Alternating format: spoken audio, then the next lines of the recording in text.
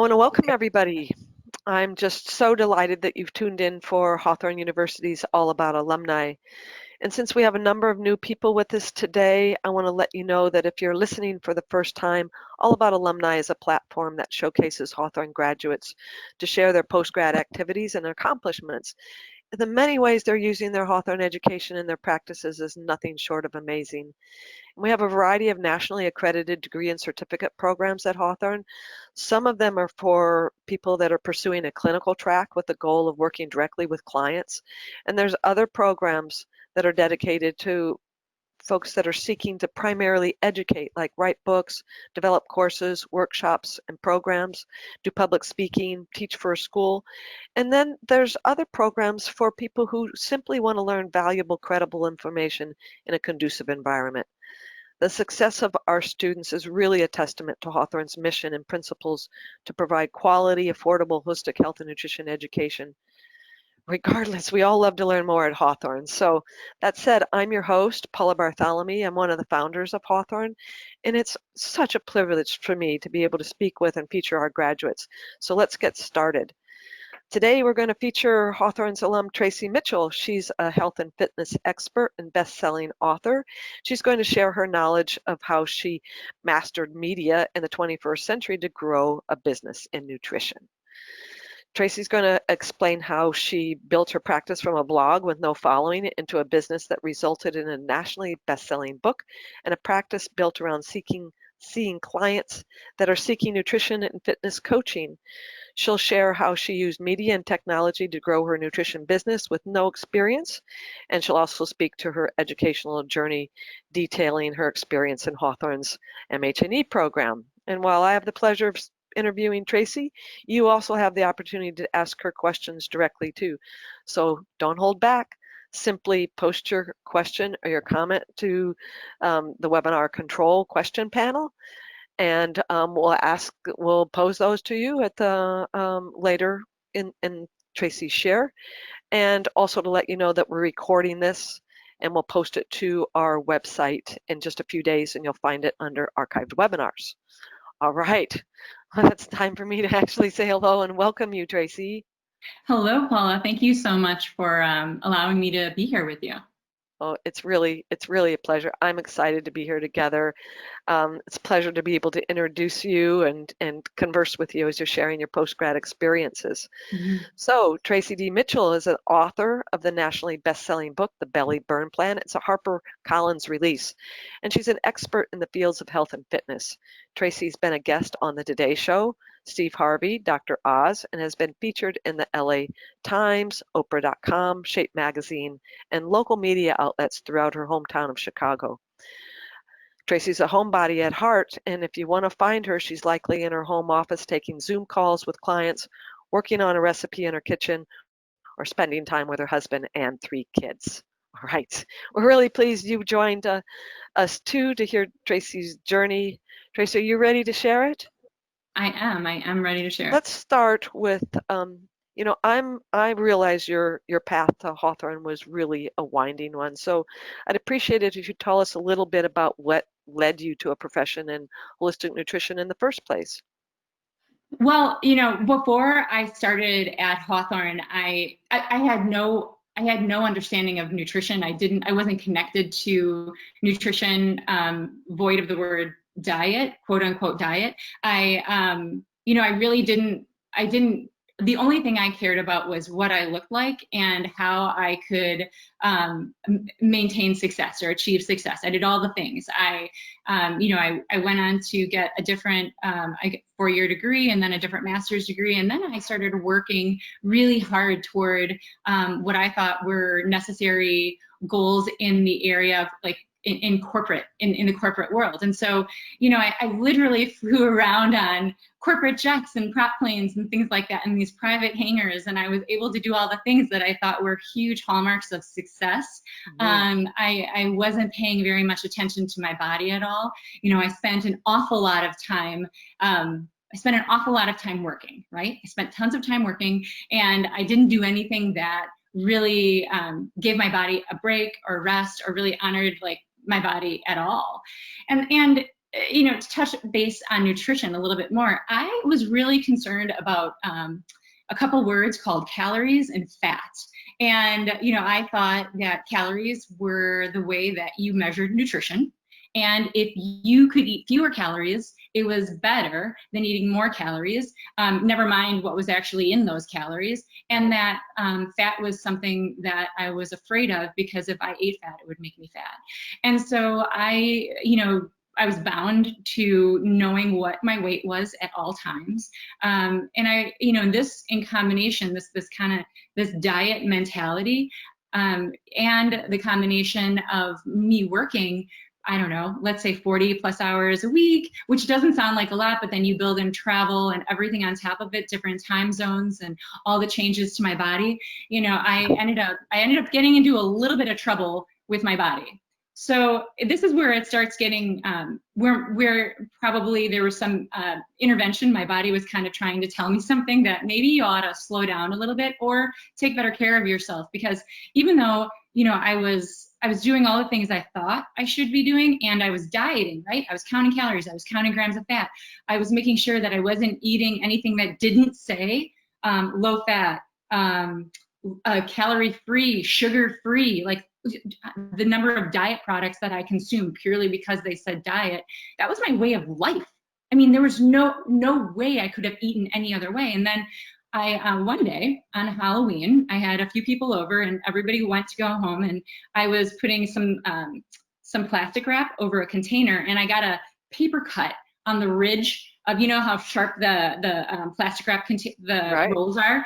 Got a paper cut on my middle finger of my left hand, and it never healed. Paper cut. And a month later, I went home for Thanksgiving. I was living in Minneapolis at that time, and I went home to Wisconsin by my parents for Thanksgiving, and I noticed that there was a big infection in my finger, and I thought, well, gosh, I'm not going to go on antibiotics for a paper cut, even though it's been 4 weeks. And then 4 more weeks go by, and I'm not feeling good. And a few days later, I end up in the hospital with what's called necrotizing fasciitis, or the flushing bacteria, right? And so, my lymph nodes were removed on my left side, a lymphadenectomy, and from the underside of my body, and I had multiple surgeries. I came out very fortunate to have all of my limbs, because a lot of people don't, and I'm so grateful for that. Right. At the same time, just as I'm starting to come up for air from all of this, I had a stroke. And the stroke wasn't related to the necrotizing fasciitis at all. It was something that was brewing in my brain. And it seemed to, I noticed I was getting headaches whenever I would really, I guess I would say, binge on diet sodas and things like that. And I was just again, compulsive with this behavior. And so, it was the 1-2 combo of my body saying, all right, we're going to knock you down, and then we're going to keep you down if you don't start making some changes. And so, what ended up happening was I was forced to really look at my health. And I look at this as more of a blessing than anything, because a lot of people don't get these opportunities when their body was as young as mine was at the time. Because if this had happened to me when I was 60, 70, 80 years old, I probably wouldn't be sitting here having a conversation with you. And so I needed to choose health. I needed to really make sure that my focus changed. And let me tell you something, when you go from a mindset that's very diet oriented to becoming more cognizant of what you're eating and making sure that you're getting nutrients, I actually have to start learning about nutrients.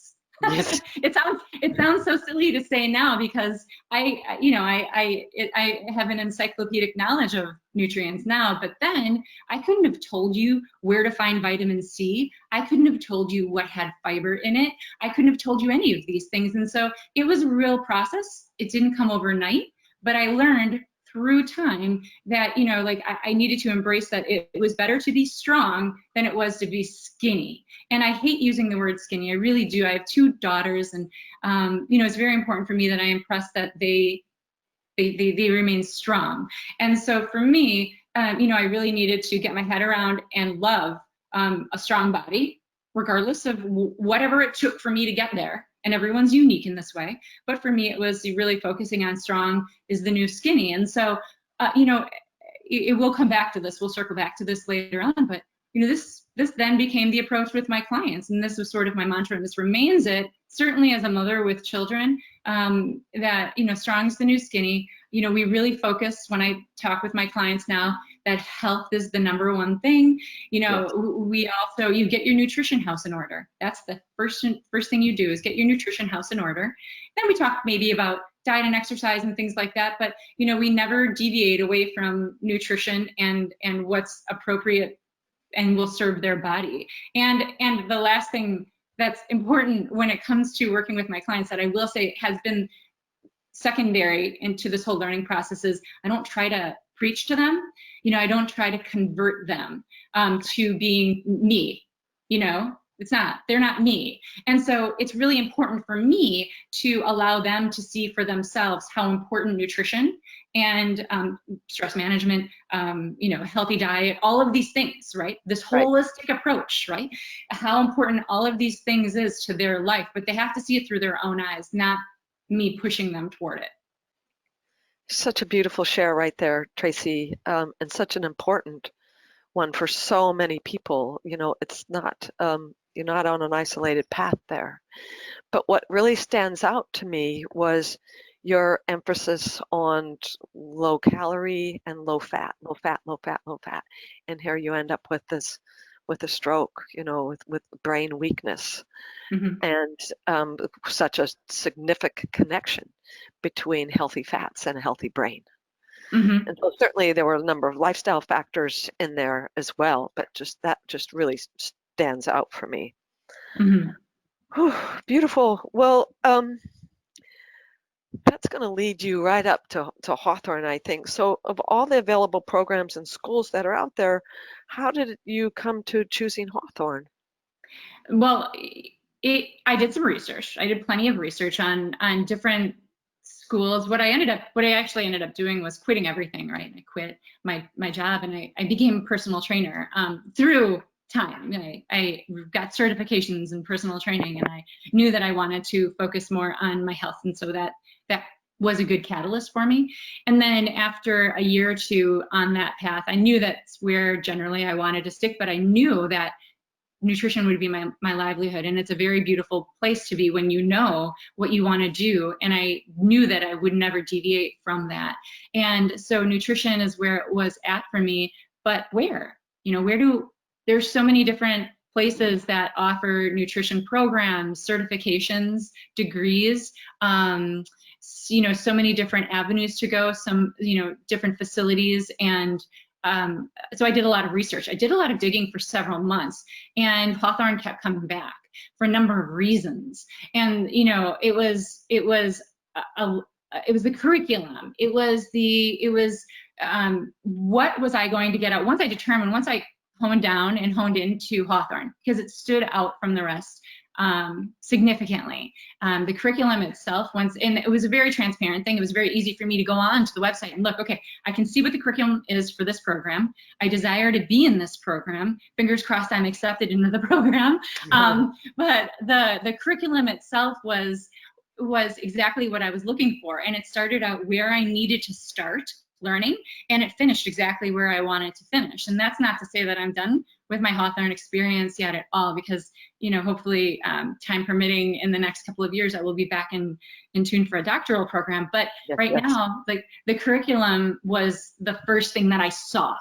And then came the educators, and this blew me away.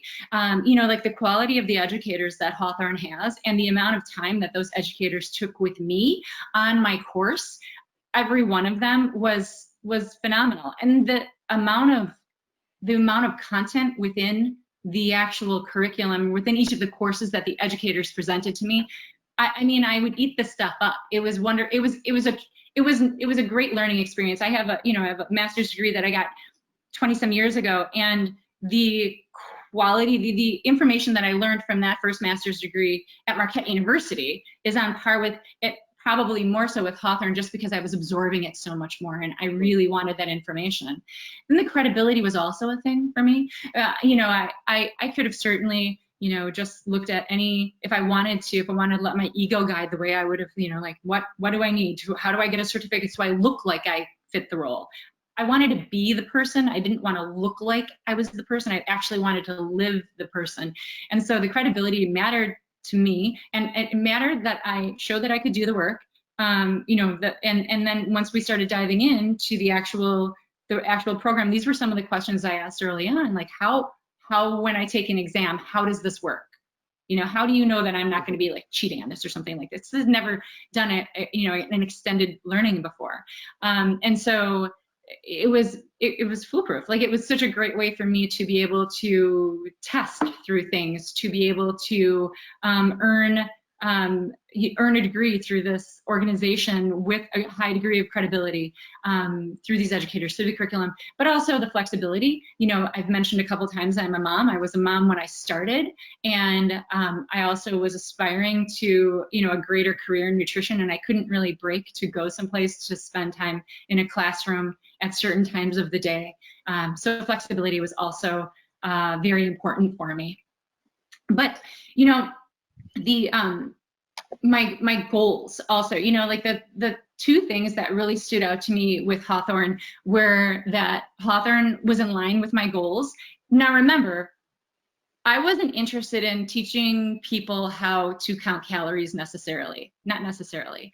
I wasn't interested in getting people to lose weight through caloric deprivation, through eliminating healthy fats from their diet, or from other conventional thought processes. Not saying that, you know, conventional wisdom is lost on me at all. I'm saying that there are more progressive ways to think about nutrition, and that's what I was looking for to help me meet my goals. And so in terms of my private practice, that's what I needed. I needed that for me, but I also needed that for my practice. And then you mentioned early on when you were introducing me, you know, that I had started a blog that didn't have any sort of a following, and I wanted a platform because I really wanted to write a book. And I know it sounds silly, but it's very difficult to be able to find a publisher that's willing to publish you if you don't have some semblance of a platform. Yes. And so that was important for me as well. And so I, you know, went that route with Hawthorn, guided by my goals. And, you know, the education, as I mentioned earlier, was so important. You know, like, I asked so many questions. What was the curriculum? You know, these tests need to be proctored in a certain way.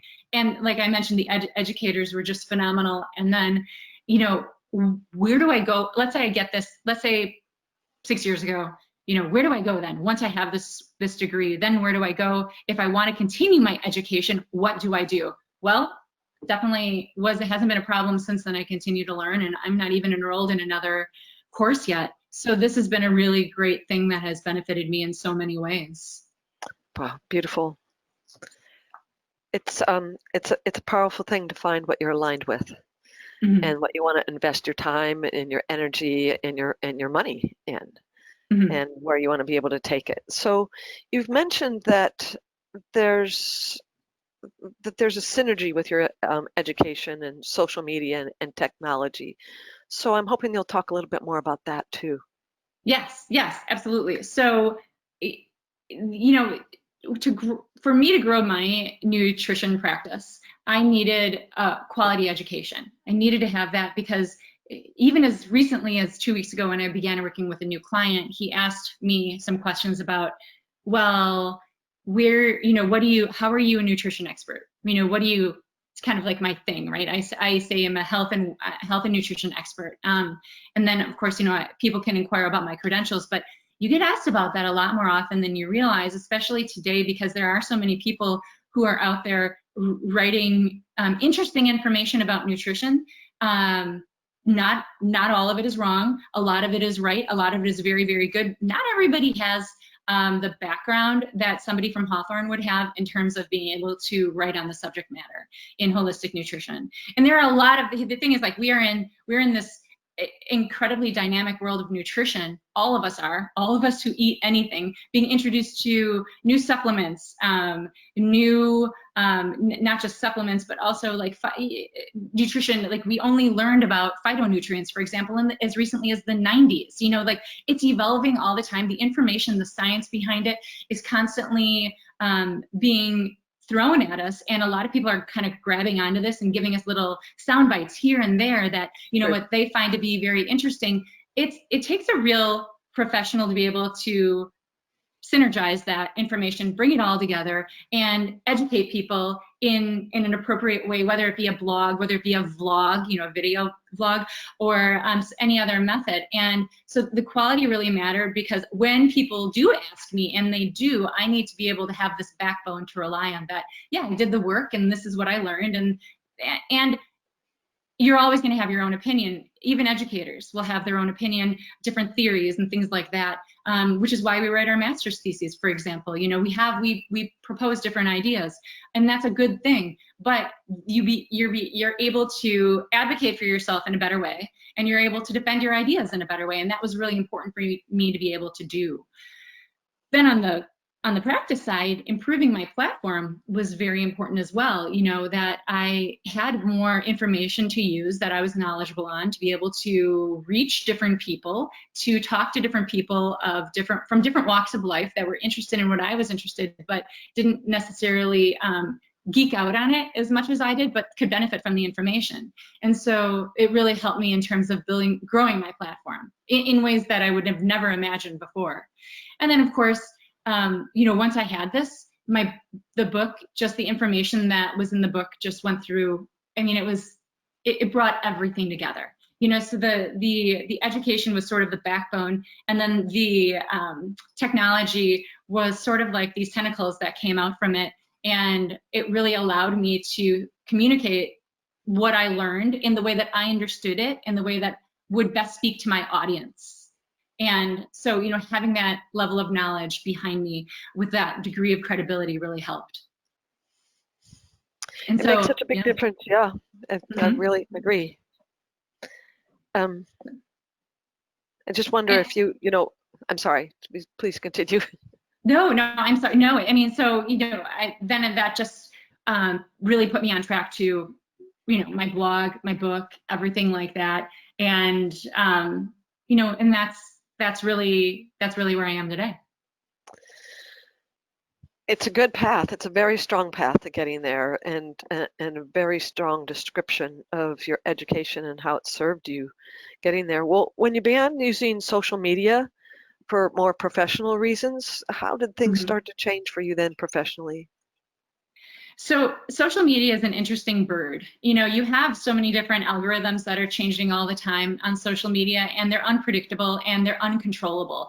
And so when I first started using social media professionally, it was largely Facebook. It was using my blog. It was using things like an RSS, which is a way that you can syndicate your blog to people if they tick a little button on your blog, if you have that option, which is something that's kind of outdated now, but it's so funny how fast technology moves. And so what you're looking, this is a screenshot here of my blog that when it first started, I hired someone to create the blog look for me, because I had no idea what I was doing when I began in technology and working, not began in technology, but using technology to build my platform. I had no idea what I was doing. So, I started with a simple blog. I used a lot of Facebook, and that's what I did. And I had a newsletter. And I remember I used a free platform just because I didn't have a lot of subscribers. Like, nobody knew who I was at the time, but magic happens when you start pushing content out, because then, I mentioned algorithms earlier, and using Google and things like that, and being able to what's called optimize my articles were very important for people to be able to find me who never knew who I was. So, I went from not having anyone know who I was to having people from all over the world suddenly find my articles that I was writing and pushing out on Google. And that was probably the most beneficial thing. And then Facebook at the time was really great, because it was still kind of growing as a platform a little bit more than what it is now. And so it was looking for content like what I was providing. And so it's called serving. When I posted something on Facebook, Facebook served what I posted to more people, because they viewed it as very relevant. And so, all of this really relevant information was getting out to these people. So thanks to that, I was able to continually, it was reinforcement to just publish articles all the time. I also reached out to a lot of editors that were chomping at the bit for this type of information, because, the holistic nutrition incredible holistic nutrition is such an important thing to have your arms around, and you're constantly getting these new ideas. Editors don't know this stuff at different magazines and publications, so it's a good thing to be able to push out to them, and they did bite at it, and I did get a lot of publications that way. And Facebook I've mentioned already, and then I ran a lot of contests to continue to build my audience and to grow things, and they were simple contests like maybe some giveaways or something like that. But I would say the biggest thing, and I can't stress this enough for everyone, you're not gaining anything by holding your information hostage in your brain.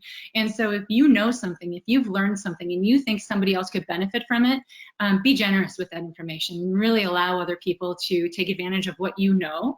You'll always get some level of reciprocation from that.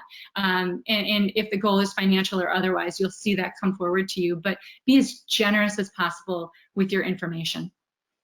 I think that's so beautifully said, and so right on. Hawthorn also has that belief is share openly. So here, having you come on and speak like this, our Tuesday webinar platform, and having guest experts come in and share their content, and we want people to learn. We want people to have access to this. And so people that want a degree, people that want to get an education and be able to do this professionally, they can come inside Hawthorn's doors. If you want to just learn this credible information, something that really matters to you, it's like show up at our webinars. So I bow to this concept of being generous, and for many reasons, but that it all comes back. You're generous, you get your name out there, people hear about you, and then people want to work with you. That's right. That's right. And I didn't start like that, Paula. I went into it with this. I learned to do that after a couple of years because I thought, well, I know this information. They don't know this information. I'm trying to build my practice. This information is valuable. It's valuable. Therefore, people should pay for it, right? Well, no, not with stuff, not with this type of a thing. It's always better to give people information, be generous with your information and your time. So yes, we are 100% in sync with that. Beautiful. Well, I see where you're going here. So I wonder if with all the successes that you've had and the great ideas and forward momentum, have there been roadblocks that you've experienced along the way here? A couple? Yes.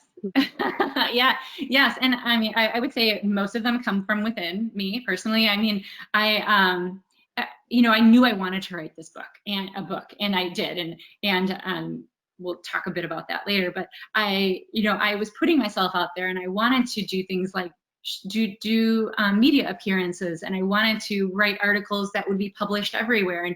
And so with that comes this fear of rejection. And it came from my blog, especially because I thought, what if I write something and someone disagrees with it and they tell me what I say is garbage, and then they're going to leave mean comments about me and it's going to hurt my feelings.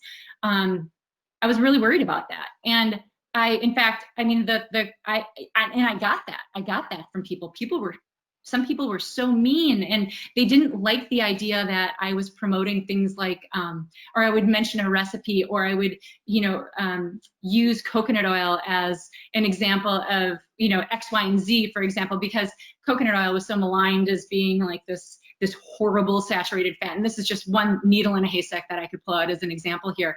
Then I would have people that were, pulling their rank with me, leaving comments from different universities around the country saying, everything, and I'm not kidding you, everything that you've written should be taken down from the internet. It's, leaving mean comments like that, where I was shell-shocked at first, but let me tell you something. It is good.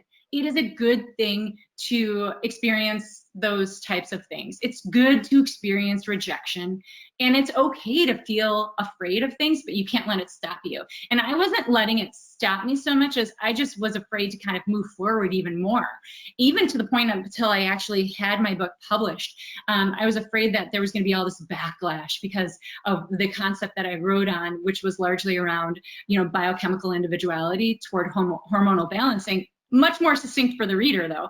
That was, I thought, this is going to be, people are going to think I'm crazy for writing this because, I don't know, it's not conventional. And I got over it. And so, yeah, I mean, there were definitely, when I say sneers and jeers, there was a lot of that. the occasional client setback where, maybe a client didn't, they're so diet ingrained, they're so used to counting calories, they're so used to making sure that they stay under 1,000 calories, and then, oh gosh, working out to burn calories so they can eat a piece of cake at a wedding over the weekend, or things like that. And let me tell you, I'm not judging, because I was like that. So it's okay, but it's, these clients will, and people have a difficult time understanding, well, is this really about health, or is this about diet? Because health is a totally different thing. So it's a different way of approaching things. And, then I also needed to grow my confidence, because I didn't have the greatest amount of confidence in this. It wasn't that I went to school out of high school. I didn't go to college for this. So I had a different career beforehand. And a lot of people have worked their tails off to do, the good work that you're doing, Paula. And so I really thought, well, I'm competing against these people that have worked so very hard against this. And then I just kind of walk in and I start moving in this direction. But, it was a concern for me to be taken seriously as someone that wasn't going to leave this space. I intended on being here long term. But I guess the biggest blessing for me in all of this is just simply getting used to the rejection. I mean, it happens to all of us. We all get rejected in one way or another, professionally, personally, all of this stuff, and it's not a bad thing. You just got to kind of work through it. I think it's a knowing when you go in helps a little bit. It's like, I'm going to get bit here. Yeah, I'm going to get backlash okay. here, because not everybody has the same thoughts or feelings or beliefs that I do. And so we put something out that is different, that may challenge them. And what I'm seeing more and more on social media is just this immediate attack, as opposed to, let me just consider this for a moment of, how it Yes. might be helpful and how it might, be suitable for me or maybe not. But my gosh, Mm-hmm. yes, you're brave. You're Thank you. brave to keep showing up in it. But also, I think it comes with from a strong foundational belief in yourself and belief in the information that you're sharing. Yes, it does. It was relevant to you, it was meaningful, and you knew that it had meaning for other people too. And so you persevered, and that's And it wasn't a lot. gimmicky. Like you hear oftentimes, like this is what when I was talking earlier about new supplements or new this or new that, or, eat this food because it's got these XYZ properties to it, and then forget about all these other good foods that you were eating. Oftentimes this is a marketing approach, and I worked in marketing and I understand marketing, and I know why people use marketing, and I use marketing today in my practice, and we all should, right? Because marketing is good. But when it's gimmicky, when you use nutrition to be gimmicky, that's when, it's different, like where we come from very impassioned areas, and we speak knowledgeably on something, where you have when you approach things from a gimmicky areas where you lose the credibility. And I think for the consumer, it takes that persistence, and it really takes that, okay, this person's actually very credible, and I'm going to listen to her. She's not gimmicky. And so it's a matter of breaking down that barrier. And that's essentially what I had to do. I think it has a lot to do with being authentic. That's a good word. That's right. Speaking from an authentic place of what's true for you is, people can hear that, people can feel it, and it makes a difference. Well, what was the turning point in terms of making a big leap of growth for you then? Well, I mentioned earlier that I'd done a lot of the grunt work, you want to say, like when you're starting from nothing.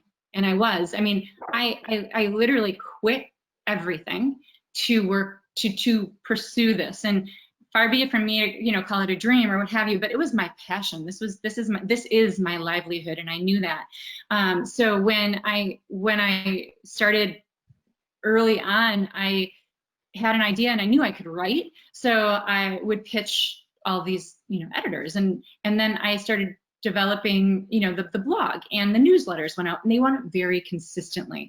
So the consistency and the persistence did begin paying off, and I developed, I guess, a credible reputation, certainly in the Chicago area, and then nationally as well.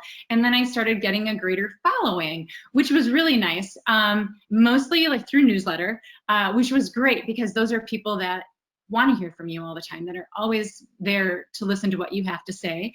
And so then I started, one day I WGN happens to be right down the street from me. And so not that the proximity has anything to do with it, but I reached out, maybe it was like this crazy internal energy I had or something, I don't know. But I emailed an editor that was there. I pitched him an idea, and it's not hard to do. It's an email with a subject line that says, you know, pitch or something like that, whatever the subject might be. And then you throw out your idea. Hi, you know, like, I have this great idea. I think you might like it, you know, quiet confidence. And then give them an idea very succinctly. This person, his name was Tom, responded back, and I was booked on WGN like the next week because they needed to have some content. People are always looking for good content. And Sure. so I was booked on WGN the next week, and I was nervous as anything, but I went on, and it was a great segment. And I talked all about, you know, excess sugar or something like that. I made it a pretty easy thing, and I used like visual aids, and it was fun. It was a really fun thing. And then the next week I got booked on the Today Show. I mean, it was nuts. So, you know, and that's when I was talking more about biochemical individuality, and I rephrased things a little bit so that it was more consumer friendly, I guess, so people could understand it rather than sounding so cerebral. And, you know, I started getting booked on all these things. And then I had a column in Chicago Parent, which is a local paper that is geared toward parents, obviously, with children. You know, I had a lot of speaking engagements, and then to continue along the path of generosity, I really found it valuable for me to be able to do a lot of volunteer opportunities, whether they were at senior living centers. A lot of them were like the last stop before incarceration for women who needed help with their nutrition. For schools, for children, you know, talking to them a lot about, very basically about sugar and, you know, processed foods, but in a way that wasn't offensive to them, that they could understand. And so, yeah, these opportunities came, and I jumped at them, and I like to say yes. You know, I like to say yes to as much as possible without burning out and maintaining balance in my life. And so, yeah, that's what happened. Yeah, I love it. I love it how you got there again. Thank you. Did you find that you know, throughout your program, the MHNE program at Hawthorn, Mhm. you had many practical assignments that got you out and talking to your communities, or developing a blog post, or in some way applying the information that you were learning outside of yourself, and also wondering, you know, about the business course and how Hawthorn's business course served you in moving forward and more technology and reaching more people and just expanding your outreach. Yeah. Well, certainly the depth of, you know, when you want, let's say you don't have a nutrition background, and let's say you're just an editor or something, and you want to learn more about nutrition. And so you do all this research, and you research things, and you hope that the research is good, and you try to, you know, kind of needle it all together and make it sound really good. Well, Hawthorn, what I found was the things that I needed to learn were all in these courses, and what I needed to learn, whether it was about the relationship, and I'll use examples like the relationship between leptin and ghrelin, for example. You know what the kidneys do with excess protein specifically. You know, so that way, if I was pinned with any questions, and this is something that you learn through Hawthorn too, and this was extremely invaluable to me. And this wasn't a part of the business course necessarily, but it was, and maybe it was, but maybe it was, but I don't think so. But it was, I just remember the need, like how impressed it was upon us that we understand how to cite our sources. Yes. Right? And it's so important to do, whether you have one client and you're working with someone on I don't know, like say you have somebody that's a pre-diabetic or something, and you're working through their doctor with that client on helping them out. But also that that you absolutely understand everything, so that if I'm in an interview, or if somebody requests an interview with anyone, because that could happen, you want to be able to have these citations backed up in your mind. And so, you know, that was one of the things that was that was so important for me to understand and to learn, and that was a very well taught. You know, and I don't say that lightly, but it was something that was conveyed so well, and it's such an important thing to learn, whether you choose to do things that are more public facing or whether you want to remain on the private side. Regardless of what you do, it's so important to understand the research that you're reading, and the research is all there through Hawthorn, which is wonderful. So you have all the research at your fingertips. And then what do you do with that information? How do you synthesize that information? How do you present that information? And then how do you maintain that information kind of in your brain? And so everyone's going to have their different angle in nutrition that they're most passionate about. You know, obviously it doesn't all have to be about body weight. It doesn't have to be about diet at all. It can be about many, many different things. And so, you know, whatever it is that you choose to do, you still have to understand the research behind it. And so being able to take that and apply that knowledge to whether it's the business world or not is incredibly important. And so, you know, I'm probably not answering your question exactly, but that, and again, I can't remember if that was a part of the business course or not, but that was one of the most important things for me to take away, and it really reiterated it in such a way that it's been a no-fail for me. Well, you would have gotten that, you know, starting in the very beginning, you know, in your research course, foundational, Yes. you know, courses in the program, certainly. But it just speaks to the importance of citing our references verbally and in writing. We're just speaking to somebody, it's like, especially when we're new and just coming out in the field and you're not as well known as you have become, it's like, well, what makes you an expert? I mean, you know, did you just make this up? And so being able to validate, you know, what we're saying, and certainly we can all cherry pick our research, but still, it's, you know, you're citing your references. Yeah, you know, and I also have to one more thing that was really important. So I live in Illinois. And Illinois is a really restrictive state when it comes to nutrition practice. Yes. So, you know, if anyone would be wondering why the book, why are you going this route? Why, legally speaking, when I have a book, if I have a book and it has a program in it, it's free game for anybody. And it's 100% okay. And it's information that anybody can use. And so that's why it was so important. And there's no legal question about whether or not me writing a book was okay. It was 100% okay for me to have done that. And the information within it is also 100% credible, and it's available to everyone. So therefore, you know, it was an easy thing for me. It was an easy path for me to follow in terms of being able to get that information out there without worrying about any sort of kickback from the state of Illinois. But, you know, and that was also one of the things that was afforded to me through Hawthorn, was just being able to, you know, have that level of confidence in pushing this information out there. But I wouldn't have had otherwise. I just wouldn't have had it. Thank you. So let's talk about your book. Yeah. It's, you know, we've led up to this whole thing. It's a big accomplishment for you. So just start with how your book came about.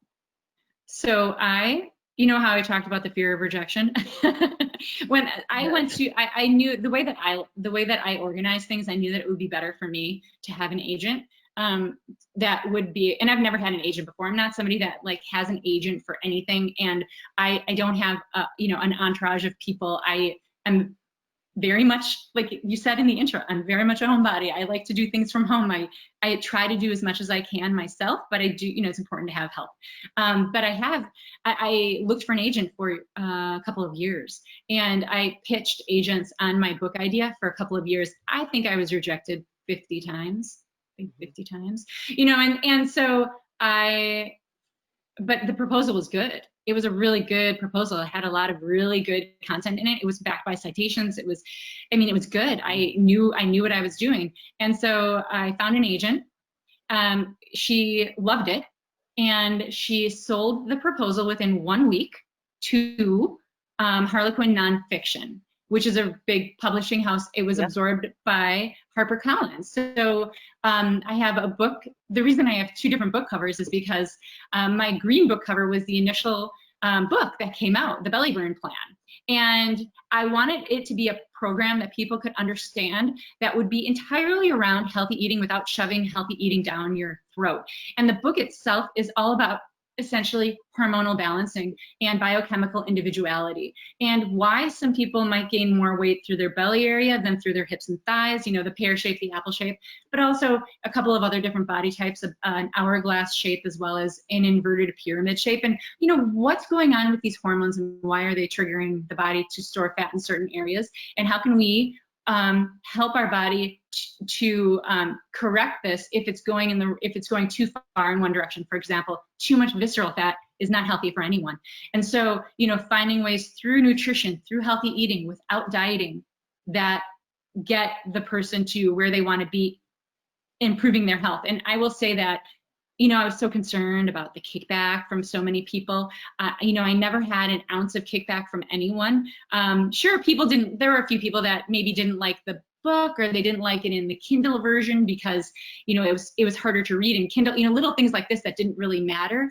It was mostly people found the book to be not only helpful in terms of getting them to primarily lose unhealthy fat from their body, because fat is not unhealthy. You know, we all need a good amount of body fat, but unhealthy body fat, losing unhealthy body fat, but also, you know, that I've gotten these testimonials from people that they're no longer using a CPAP, that they are no longer needing to take insulin, that they're off their blood pressure medications, that you know, their doctors are wanting them to keep doing whatever it is that they're doing.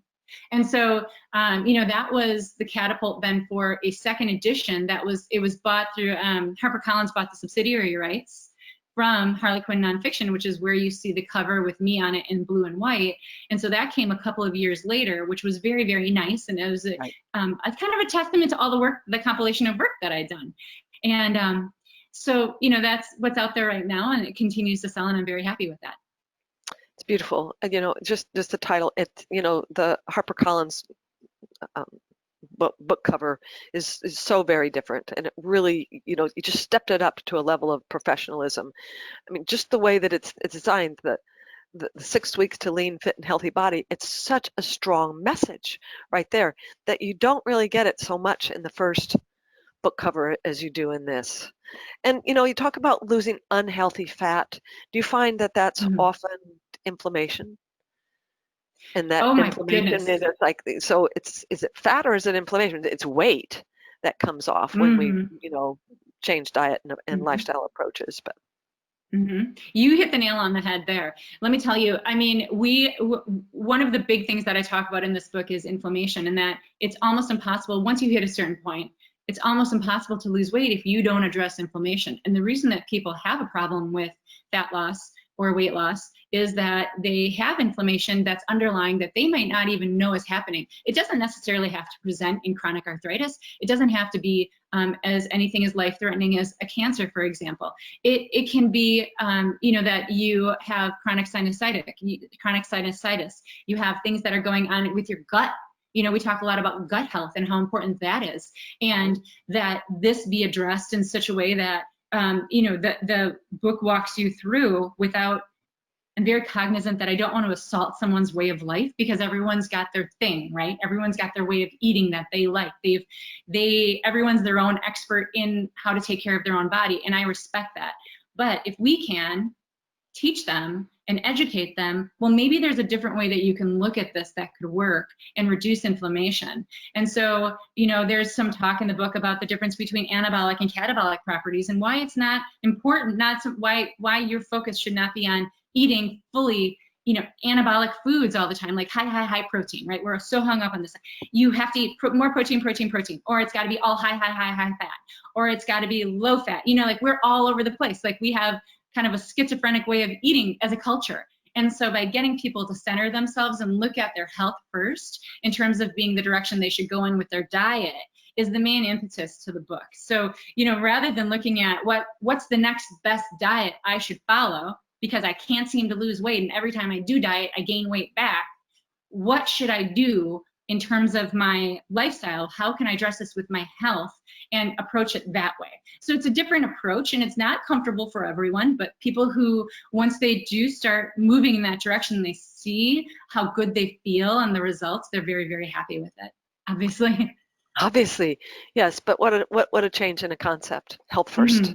Yes, absolutely. So, you know, just one more thing on the book. Did it make a difference that you had a master's degree when you were pitching the book and when it did finally get picked up and published?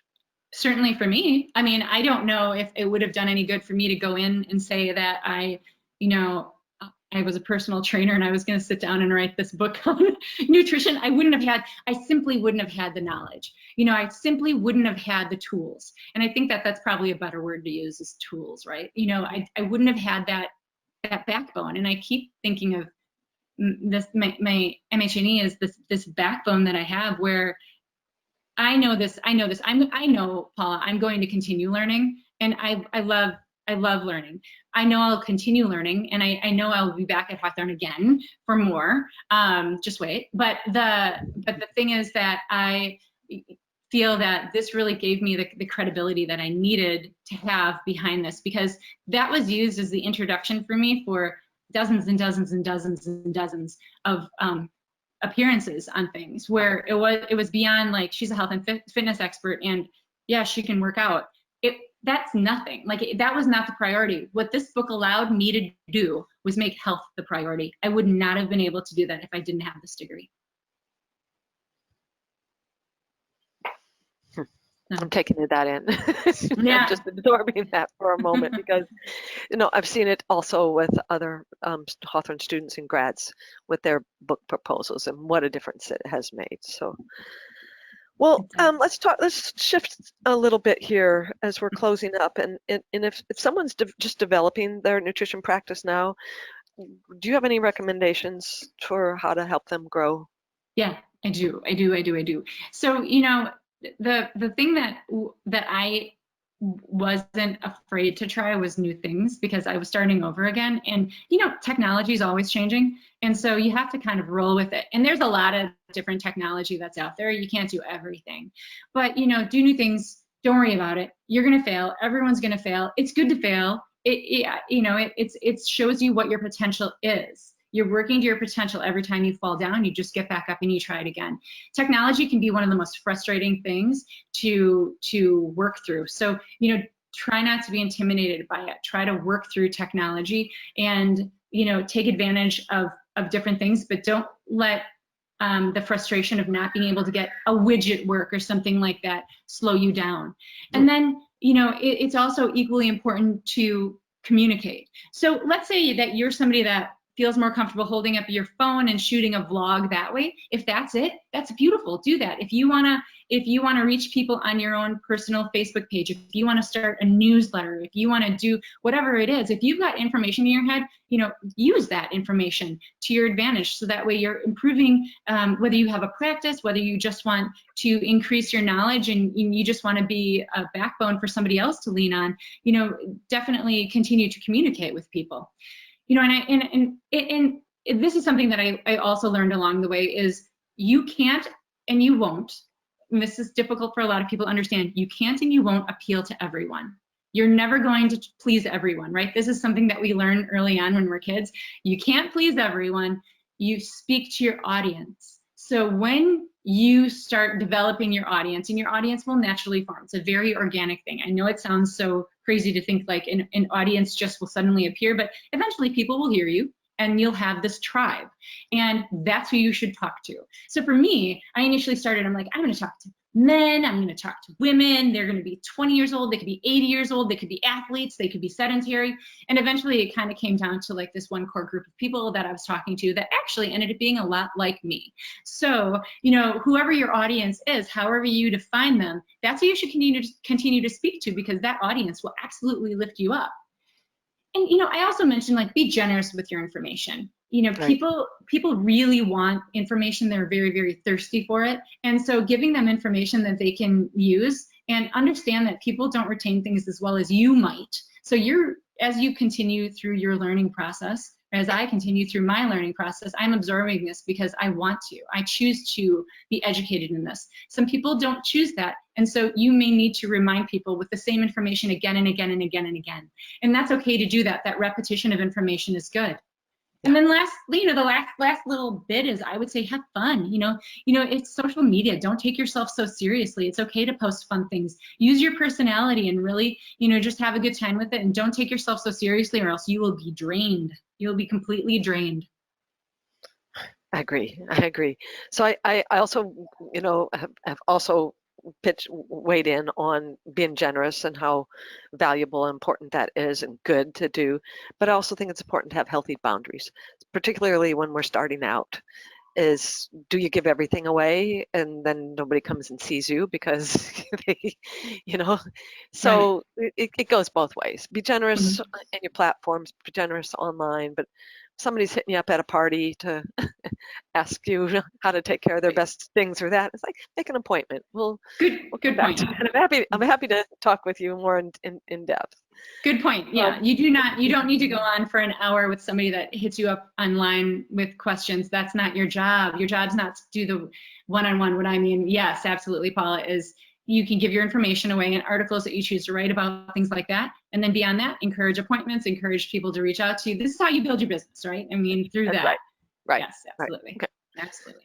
All right. So what are the next steps for you, Tracy? So the next steps Besides for the me. doctoral program. Yeah, right. I mean, that's it. My husband's like, will you just take a moment to just breathe for a minute? But I can't tell you how excited I am for when I do actually have space to do that, and it will be hopefully very soon. But I have a new book proposal that I'm waiting to send in right now. I've been e-learning my children at home, which has kind of sidestepped me a little bit. So during our crazy time that we're living in. So once I have some time to finish my book proposal, I'll be getting that back in. And so I will let you know. I'll keep you posted on a new book if it's on the horizon. And then I recently developed new meal plan packages for my online community to make them an easy, portable way for people to use and to benefit their health, of course.